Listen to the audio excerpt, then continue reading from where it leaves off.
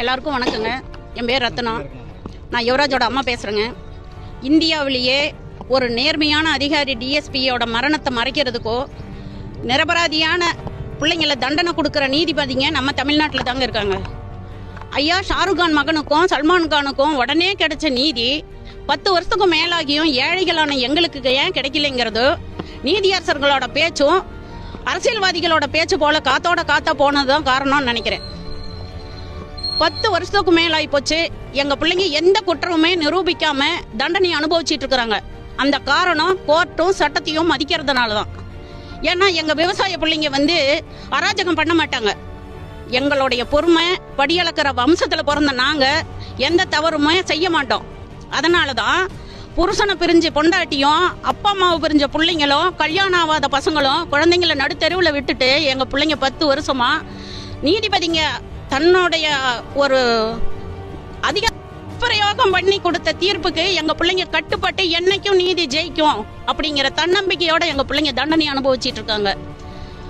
ஐயா ஒன்னே ஒண்ணு நான் கேக்குறேன், இவ்வளவு தூரம் உங்க அதிகாரத்தை துஷ்பிரயோகம் பண்ணி எங்க நிரபராதியான பிள்ளைங்களை தண்டனை வாங்கி கொடுத்துருக்கீங்களே, இதுக்கு என்ன காரணம்? ஒரு நேர்மையான அதிகாரியை சாகடிச்ச அதிகாரிகளை காப்பாத்துறதுக்காகவா? ஐயா நான் ஒன்னே ஒண்ணு கேட்டுக்கிறேன், உங்களுக்கும் குழந்தைங்க இருக்காங்க.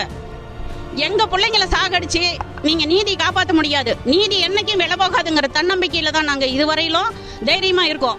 போராடுவோம், ஜெயிப்போம், எங்க பிள்ளைங்களை காப்பாத்தி கொண்டாடுவோம். அந்த தன்னம்பிக்கையில தான் நாங்க இருக்கோம்.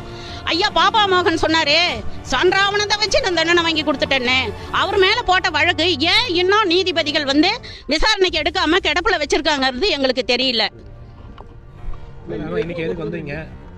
நாங்க சர்ஜிக்கிட்ட மனு கொடுக்க வந்திருக்கோம். இந்த விஷ்ணு பிரியா இதை விசாரணைக்கு எடுக்கணும் அப்படிங்கிறதுக்காக சர்ஜிக்கிட்ட வக்கீல் மூலியமா மனு கொடுத்துருக்கோம். சிபிஐ விசாரிச்சு என்ன பண்றது, மூடிட்டாங்களே. அதனால தானே அந்த வழக்கை நாங்க எடுத்திருக்கோம். அதுக்கு உண்டான ஆதாரத்தை நாங்க நிரூபிக்கிறோம். ஆமா, விசாரிக்கணும் அப்படிங்கிறதுக்காக நாங்க மனு கொடுத்துருக்கோம். சர்ஜிக்கிட்ட கொடுத்துருக்கோம். ஆக்சுவலி அதில் விசாரித்த எஸ்பி, டிஎஸ்பி, இன்ஸ்பெக்டர் அவங்க ப்ராப்பராக முறையாக விசாரணை செய்யாதனால அதை முறையாக விசாரணை செய்யணும்னு சொல்லி மனு தாக்கல் பண்ணியிருக்கு. ஏற்கனவே விஷ்ணு பிரியா வழக்கை சிபிஐ என்ன சொல்லிட்டாங்கன்னா, என்ன ரீசன் சொல்லி கண்டுபிடிக்க முடியலன்னு சொல்லிட்டு அந்த கேஸை க்ளோஸ் பண்ணிட்டாங்களே. அதை மீண்டும் விசாரிக்கணும். அதுக்கு எஸ்பி இன்வெஸ்டிகேஷன் ஆஃபீஸர்ஸ் எல்லாம் டாக்குமெண்ட் எல்லாம் நிறைய மேனிபுலேட் பண்ணிருக்காங்க. ஏன் பண்ணிருக்காங்க? இப்ப விஷ்ணு பிரியா கேஸை யுவராஜுக்கு வெளியிட்டோம்னா விஷ்ணு பிரியா கேஸ் மறைச்ச உண்மைகள், யுவராஜ் கேஸ் மறைச்ச சம்பவங்கள் அனைத்துமே வெளியே வந்துடும். அதனால அதுல அவங்களுடைய அதிகார துஷ்பிரயோகம் பண்ண அதிகாரிகளுக்கு எல்லாம் எதிர்காலத்தில் பிரச்சனை வருங்கிறதுனால அவங்க இப்ப அந்த கேஸை மறைச்சாங்க. சிபிஐ இன்வெஸ்டிகேஷன் பண்ணிட்டு அந்த அம்மா எப்படி இறந்தாங்கன்னே தெரியலங்கிற மாதிரி தான் ஸ்டேட்மெண்ட் போட்டு க்ளோஸ் பண்ணிருக்காங்க. அதையே அது இப்போ யுவராஜ் அவங்களுக்கு ஒரு மதுரையில் நம்ம ஃபைல் பண்ணிருக்கோம். அந்த பெட்டிஷனுக்கு இன்னும் ரெஸ்பான்ஸ் எதுவுமே இன்னும் ஹியரிங்க்கு வரல. அது பாப்பா மகன் மேல அவர் ஐயா மேல ஃபைல் பண்ணிருக்கு ஒரு பெட்டிஷன். அவரும் என்னென்ன அவர் சம்பந்தமா என்னென்ன ஆவணங்கள் எல்லாம் மேனிபுலேட் பண்றதுக்கு என்னென்னலாம் பண்ணாரோ, எப்படி ஹெல்ப் பண்ணாரு டிபார்ட்மெண்ட்டுக்கு அப்படிங்கிறது அவர் கைட்ல பண்ணு யுவராஜோட வழக்குல.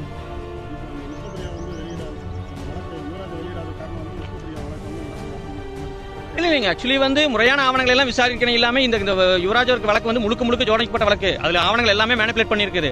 அது சம்பந்தமா அதுக்கு நேர்மையா விஷ்ணு பிரியா மேடத்தோட இதை மறைக்கிறாங்க. ஸோ அதனால அதை இன்வெஸ்டிகேஷன் பண்ண ஆஃபீஸர்ஸ் என்னென்ன பண்ணிருக்கீங்க, நீங்க பண்ணது தப்பு, அதுல உண்மை இருக்குன்னு சொல்லி அதுக்குள்ள ஆவணத்தோட 142 டாக்குமெண்ட்ஸ் நம்ம ஃபைல் பண்ணிருக்கீங்க.